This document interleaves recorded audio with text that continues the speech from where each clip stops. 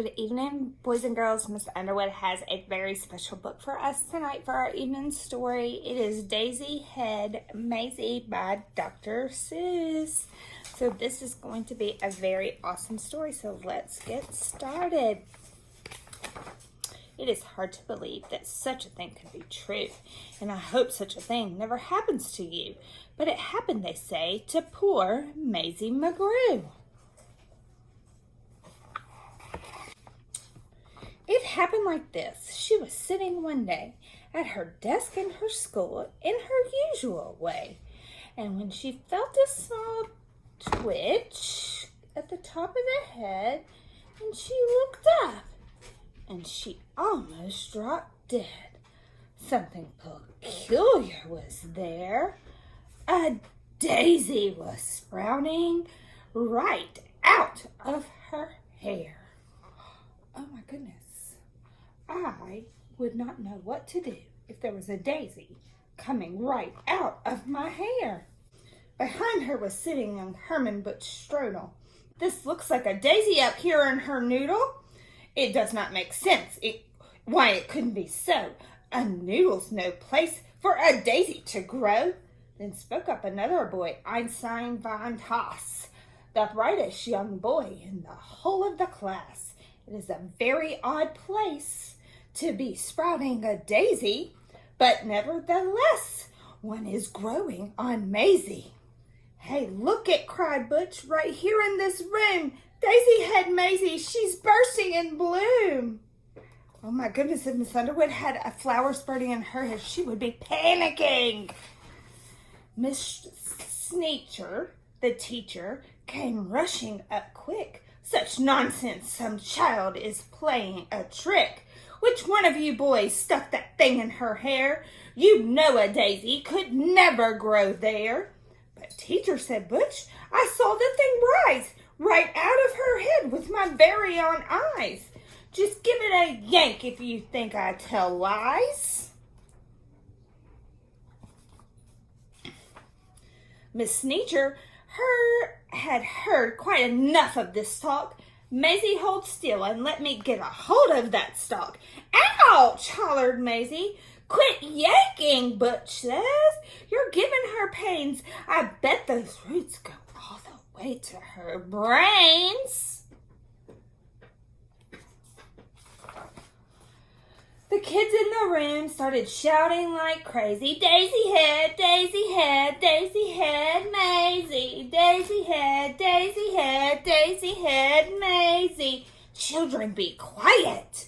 Miss Sneacher was puzzled. Good grief, alas, to think this happened right here in my class. I've taught this in this room for 20 years, maybe more. I've never seen anything like this before. I'll have to report it. You just have to come to the principal's office and show Mr. Grum.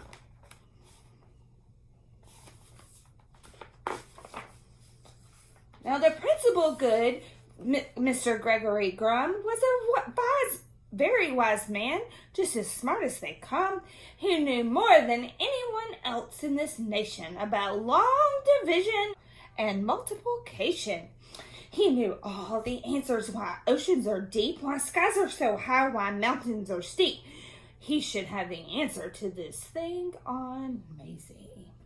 My word, he declared, it's a genuine daisy. I've never seen them. I've seen them quite often in fields growing wild, but I've never seen them growing on the head of a child. Now, what in the world made this thing sprout? I have no idea, but I'm going to find out. I'm telling you, if I had a flower on the top of my head, Miss Underwood would freak out. I would not be okay with the flower growing out of the top of my head. Being on top of my head, it would just scare me. It says daisy grow on the land. They grow between rocks and they grow also in sand. It mentions right here they can grow in a pot, but it mentions the head of a girl. It does not. Daisies, it says, sometimes grow in Alaska, also Missouri, Rhode Island, Nebraska. They grow in Japan, in Spain and Peru, in India, France, and in Idaho too. They grow in South Boston, also in Rome. But why should they grow on this little girl's toe? He's doing a lot of research. He's reading a lot of books to find out why there's a flower on top of her head. Say, look it, said Mayzie. It's wilting, said the teacher. How wonderful, Mayzie. It will soon be dead, and you'll be rid of the daisy. In just a few minutes, our troubles will pass, declared Mr. Grum. Take her back to class. And it says droop.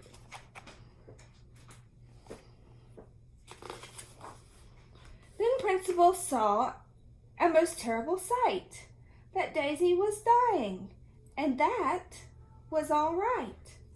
But Daisy was a part of poor Mayzie McGrew, and Mayzie was starting to wilt away too. Teacher, said Mrs. Grum, you know what I think? I think they're both going to die. Hurry, bring them a drink. This is the problem, Miss Grum, with a frown. You take Mayzie away, you make her lie down. You lock her up top in the room down the hall. There are quite a few numbers, and I've got to call. Oh, goodness. Get Maisie's mother on the end of the line. I need her quickly while there's still time. Maisie's mom's asked, what's all the fuss? Goodness to Betsy, I'll be on the next bus. A call to the shoe store to reach Mr. McGrew. He answered while holding the customer's shoe. She is growing a what? I'm coming right there. And he ran out of the shoe store with no time to spare. A doctor should see her, the principal said, an expert on plants like the one on her head. And so he called Dr. Eisenbart, who said, goodness gracious, the child with the head that is partly herbaceous. I simply must see this. I'll come over to you. And his patient, though shirtless, came to see it too. Then Gum called Finch, the florist, who grabbled for his shears. I'll be there as fast as my truck can shift gears. Meanwhile, poor Mayzie lay down on the couch. The daisy slumped down on its stem in a slouch. But the window was open because it was warm, and the sweet-smelling daisy attracted a swarm of bees. Bees, bees, bees. Oh, my goodness. I would panic if I had a flower on my head and maybe bees were coming. Because bees make that buzz sound. And bees love flowers. So if Miss Underwood had a flower on her head, what would she do? Oh my gosh. Mayzie jumped out of the window. What else could she do but run? The faster she ran, the faster they flew. In the park she ran into Officer Thatcher. The bees were on her heels.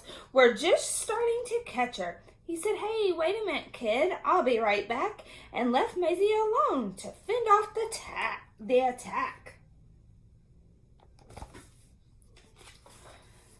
But Thatcher returned with a fishbowl and a bucket, and into which went the fish from the bowl, and then he stuck it on top of the head, and she felt like a fool.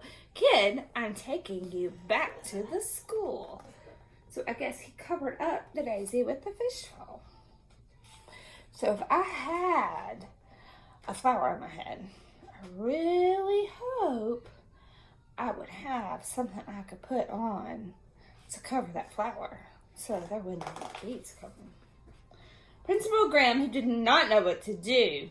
It's worse, cried Miss Sneecher, much worse than we feared. The daisy and Mayzie have both disappeared. Behind her came charging Mr. Grew, chased by a customer chasing his shoe. Finch the florist, Dr. Eisenbart too, Dr. Eisenbart's patient, and Mrs. McGrew. I bet it was a big, giant mess in that office. Then opened the door, in came poor Mayzie, wearing a fishbowl, protecting the daisy. Then Officer Thatcher, who looked all around, said, anyone here know this kid that I found? Poor little Daisy's covered by the fishbowl. And Mayzie with the daisy on her head. Mama, cried Mayzie as she ran to her mother. But Mrs. McGrew stepped back with a shudder. I think I feel faint. she just managed to utter. "Stand back!" yelled the doctor as he looked about. "Allow me some room to examine the spout." The doctor approached, the stethoscope in his ear. The wail of a siren was soon all he could hear.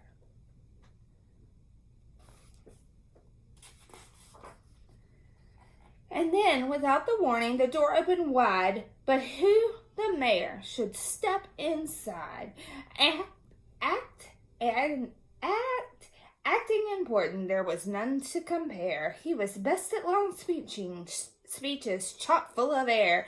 His mayor, the mayor, his honor. "I promise, my friends, that if I am re-elected, the daisy on Mayzie will be disconnected. The law of our fathers is simple and sound. Daisies belong and should stay in the ground. The rest are illegal. We'll bar them from town." That's the mayor. You think that mayor's helping anything right now? Then, just as the mayor finished his talk, Finch the florist began to quietly walk, and standing directly right behind Mayzie, said, "I know the way to get rid of the daisy. So there's a flower between her 2 ears. I'll snip it clean off with my sharp pruning shears." But Mayzie, she saw him and let out a screech. She pushed him aside and raced out of his reach. Why do you think she raced out of his reach? Mayzie ran from the school, headed straight out of town. She came to a meadow and fell to the ground. With her head in her hand, she lay all alone. Her heart, it was broken. She could never go home. Oh no. "Nobody loves me, nobody loves me, nobody loves me," she cries. Nobody loved her. Poor Mayzie McGrew. It's so hard to believe that such a thing could be true. And maybe that's why this daisy above, when Mayzie below, began talking of love. Well, you know about daisies. When love is in doubt, the job of a daisy is try and find out. They love her not. They love her not. "Don't worry, Mayzie," said her daisy, as the last petal fell. "They love you," and the stalk disappeared.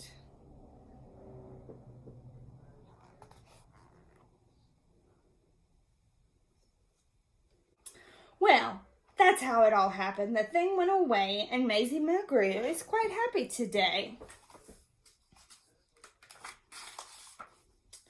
Back in her studies and doing just great in all of her subjects in room number 8. And concerning a daisy, you know that it never grew out of the top of her head again ever. Well, it practically never popped up there again, excepting occasionally, just now and then. Ting! Look at those pictures. And then it just pops up. And after all, she's getting used to it. So, I want you to think about tonight, right before you go to bed. What? I don't have a flower on my head. What are you talking about? What?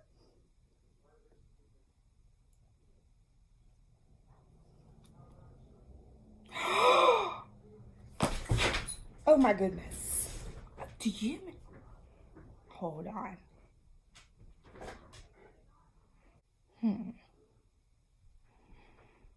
They don't love to read. They love to read. They don't love to read. They love to read.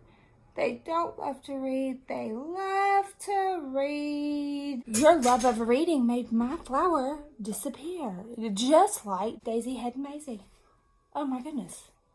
I am so glad that you helped me get rid of that daisy, because I would have panicked. Underwood does not like having a daisy on top of her head.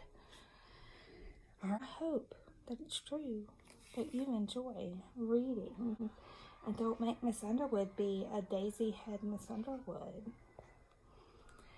Good night. I love you from the top of your heads to the bottom of your feet. And I'm giving you a great big virtual hug. See you tomorrow.